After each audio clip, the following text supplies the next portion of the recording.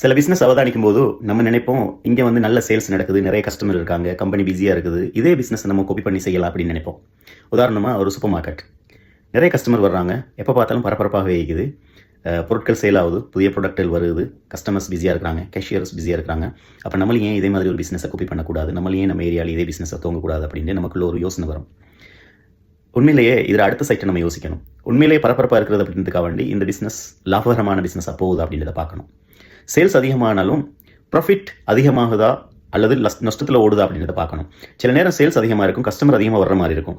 ஆனால் சின்ன ப்ராஃபிட்டில் சேல்ஸ் நடக்கிறதால, அதே நேரம் தேவைக்கு அதிகமான ஸ்டாஃப் அந்த கம்பெனியில் இருக்கிறதால, அதே நேரம் பெரிய வாடகை கொடுத்து அந்த கடையை வாடகைக்கு எடுத்துருக்கிறதால, அதே நேரம் சரியான கணக்கு வழக்கு இல்லாதனால, அதே நேரம் சரியாக லாபம் பார்க்காம பொருட்களுக்கு விலையை நிர்ணயிக்கிறதால, மிஸ்மேனேஜ்மெண்ட் நடக்கிறதால, சில நேரம் அது லாபகரமான நல்ல பிஸ்னஸ் உள்ள இடமா தெரிஞ்சாலும் ஒரு நஷ்டமான பிஸ்னஸாக இருக்கலாம். அது நமக்கு தெரியாது.